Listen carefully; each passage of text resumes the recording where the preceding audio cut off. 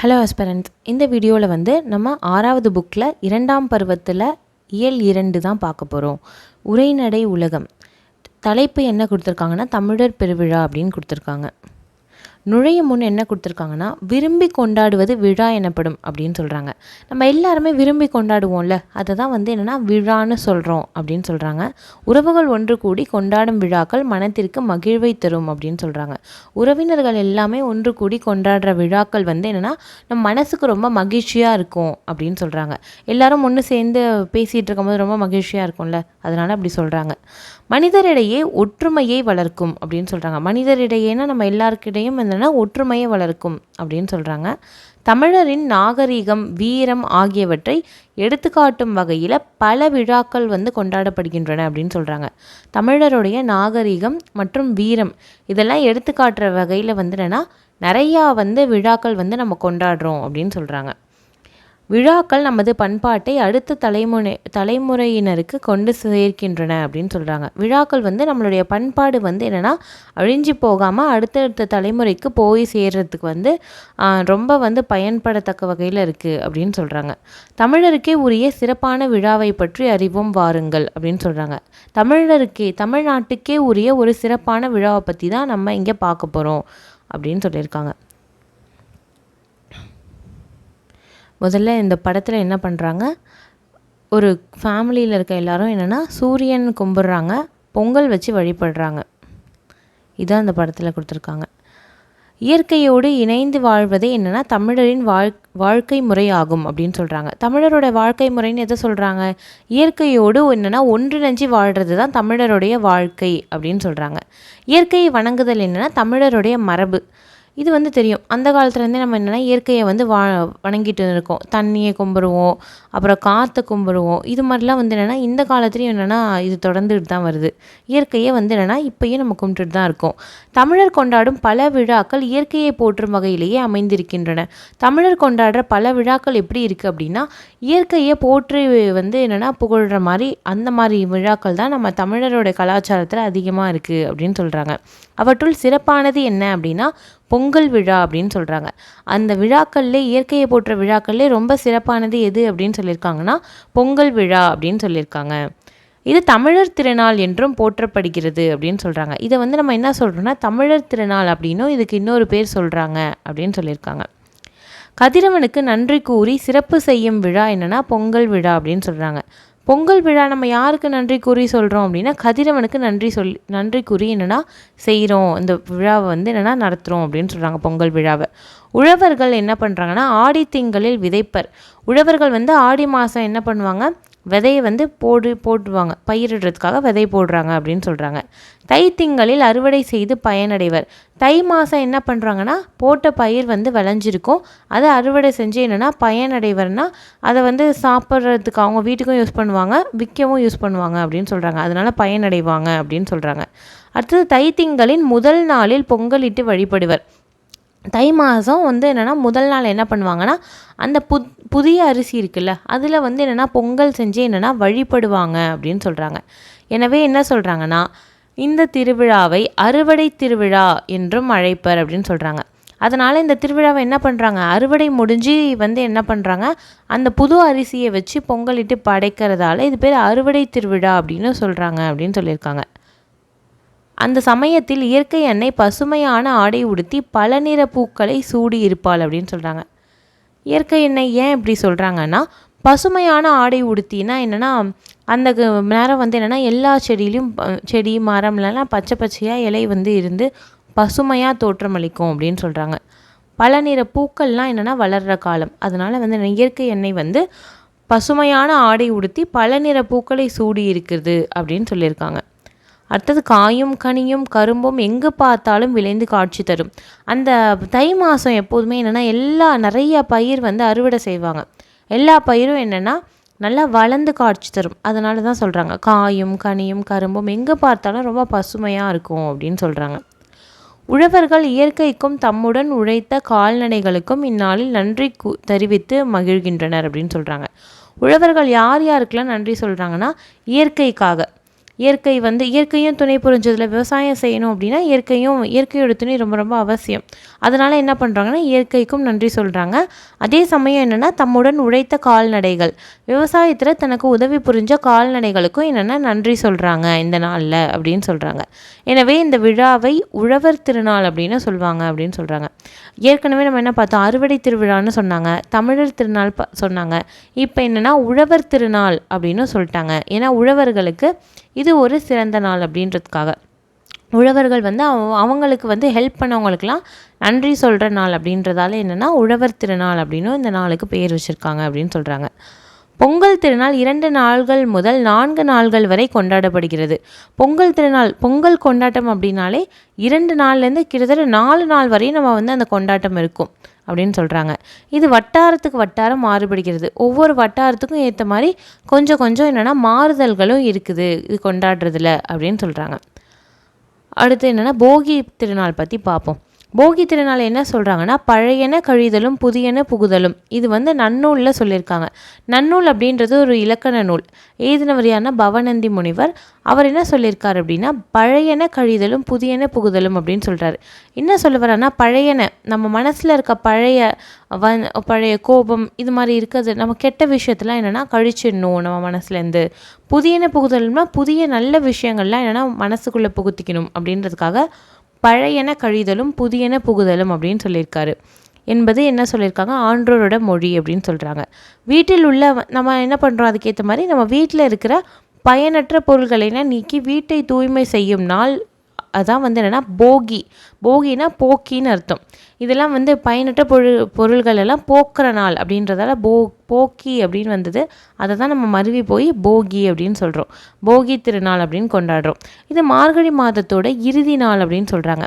ஏன்னா தை மாதம் என்ன பண்ணுறோம், தை மாதம் முதல் நாள் நம்ம என்ன கொண்டாடுறோம், பொங்கல் கொண்டாடுறோம். பொங்கலுக்கு முதல் நாள் தான் என்ன வரும், போகி பண்டிகை வரும். அதனால் தைக்கு முதல் மாதம் என்னென்னா மார்கழியோட கடைசி நாள் தான் என்னென்னா போகி பண்டிகை அப்படின்னு சொல்கிறாங்க. அடுத்து இந்த பாக்ஸில் என்ன கொடுத்துருக்காங்கன்னா வாழ்க்கைக்கு வளம் தரும் மழை கடவுளை வழிபடும் நோக்கில் அக்காலத்தில் போகி பண்டிகை இந்திர விழாவாக கொண்டாடப்பட்டது அப்படின்னு சொல்கிறாங்க. வாழ்க்கைக்கு வளம் தரும் மழை கடவுள் இல்லைன்னா நம்ம ஒரு பயிர் கூட விளையாது. நம்ம சாப்பாட்டுக்கெலாம் என்ன பண்ணுறது, ஆனால் மழை வந்து ரொம்ப முக்கியம். நம்ம வாழ்க்கைக்கு வளம் தர்றதுக்கு மழை ரொம்ப ரொம்ப முக்கியம். அதனால் அந்த மழை கடவுளுக்கு நன்றி செலுத்துகிற விதமாக அந்த காலத்தில் இந்திர விழா கொண்டாடினாங்க. அதை தான் சொல்கிறாங்க. அந்த காலத்தில் போகி பண்டிகை வந்து இந்திர விழாவாக கொண்டாடப்பட்டது அப்படின்னு சொல்லியிருக்காங்க. இந்திர விழா கொண்டாடின செய்திகள்லாம் சிலப்பதிகாரம் மணிமேகலையெல்லாம் சொல்லியிருப்பாங்க இந்திர விழா கொண்டாடினாங்க அப்படின்னு. அடுத்தது என்னென்னா பொங்கல் திருநாள் பற்றி பார்ப்போம். பொங்கல் திருநாள் என்ன, தை மாதத்தின் முதல் நாள் என்னென்னா பொங்கல் திருநாள் அப்படின்னு சொல்லியிருக்காங்க. இந்த திருநாள் அன்று வாசலில் என்ன பண்ணுவாங்க, வண்ண கோலமிடுவர். வாசலில் என்னென்னா நல்லா அழகாக கோலம் போடுவாங்க. மாவிலை தோரணம் கட்டுவாங்க அப்படின்னு சொல்கிறாங்க. மாவிலையை வச்சு என்ன பண்ணுவாங்க, கட்டி தோரணம் கட்டுறாங்க அப்படின்னு சொல்கிறாங்க.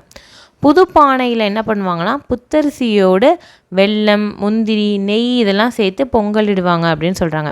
புது பானை வாங்கிட்டு வந்து என்னென்னா புத்தரிசினா புதுசாக அறுவடை செஞ்ச அரிசி, அதையும் வச்சு என்ன பண்ணுவாங்க வெல்லம் முந்திரி நெய்லாம் சேர்த்து பொங்கல் செய்வாங்க அப்படின்னு சொல்கிறாங்க. பொங்கல் அப்படின்னா என்ன பொருள்னா பொங்கல் என்பதற்கு பொங்கி பெருகி வருவது அப்படின்றது பொருள் அப்படின்னு சொல்கிறாங்க.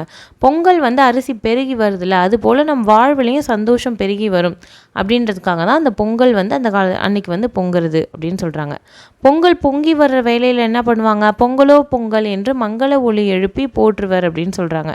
பொங்கல் பெருகி வருவது போல் நம்ம எப்படி இருக்குமா, நம் வாழ்வில் மகிழ்ச்சியும் பொங்கி பெருகும் அப்படின்றது மக்களுடைய நம்பிக்கை அப்படின்னு சொல்கிறாங்க.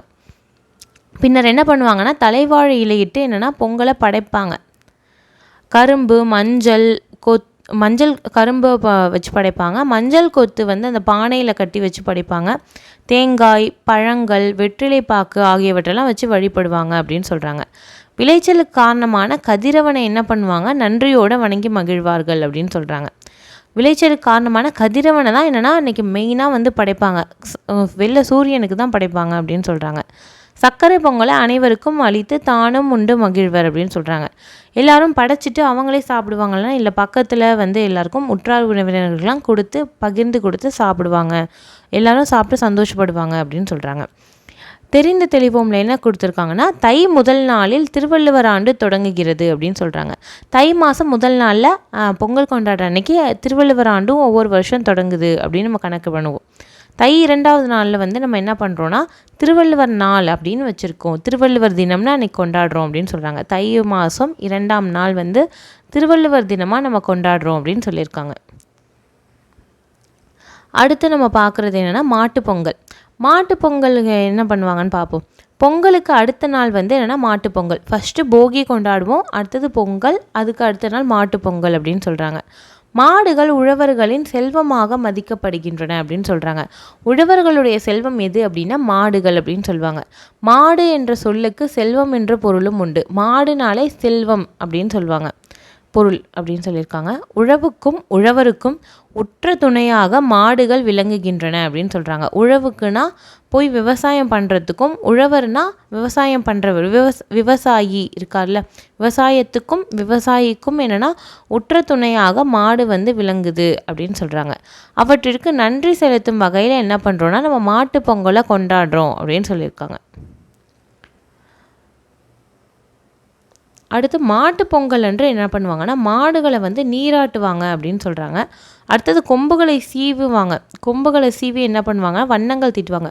கொம்பெல்லாம் வந்து என்னென்னா நல்லா சீவி விட்டு என்ன பண்ணுவாங்க, கலர்லாம் அடிப்பாங்க சில பேர்.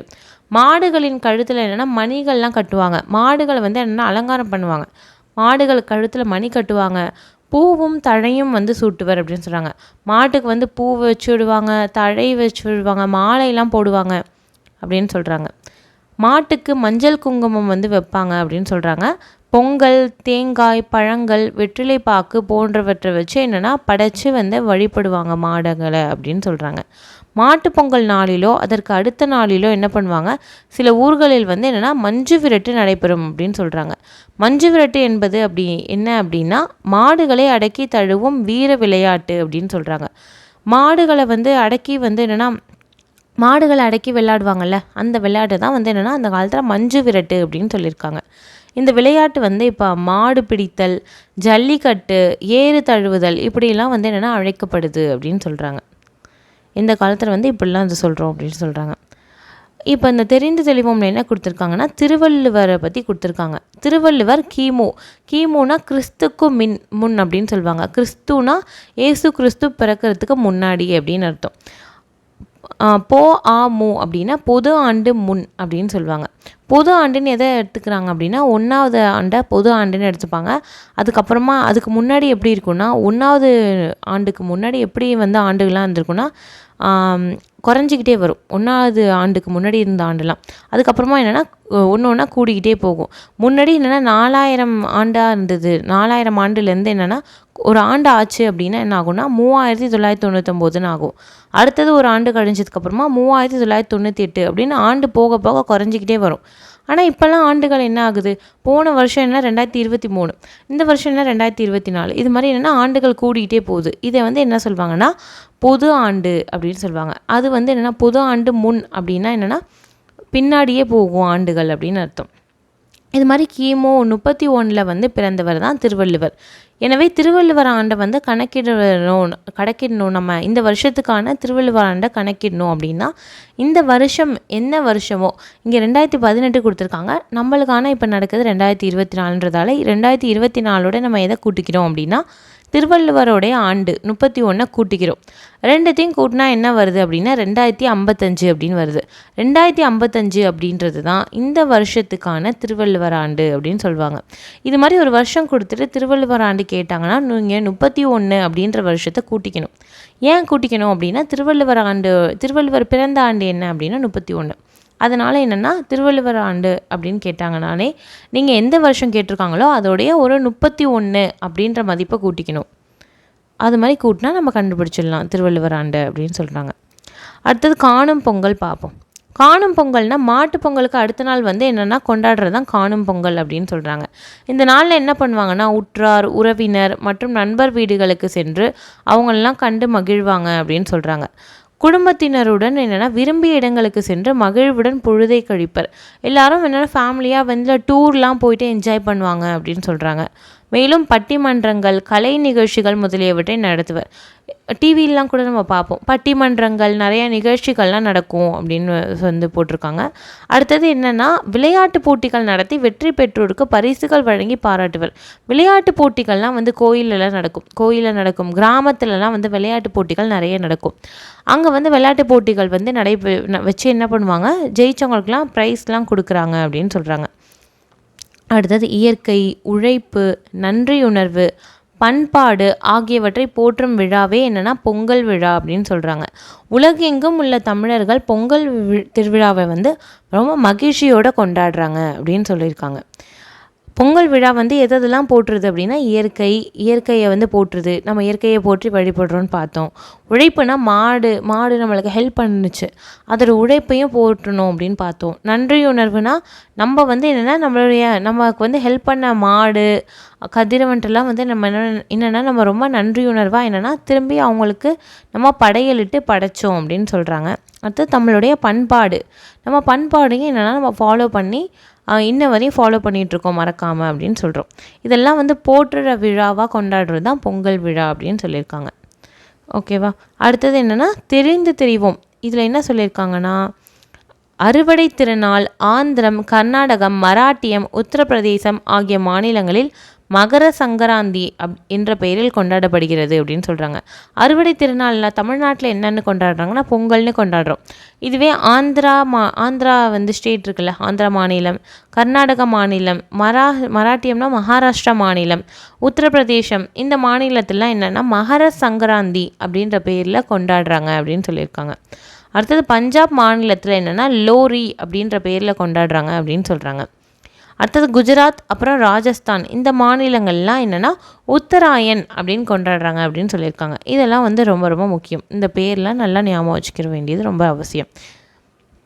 ஓகே ஆஸ்பிரண்ட்ஸ், இதோட வந்து இந்த வீடியோ வந்து முடியுது. தேங்க்யூ.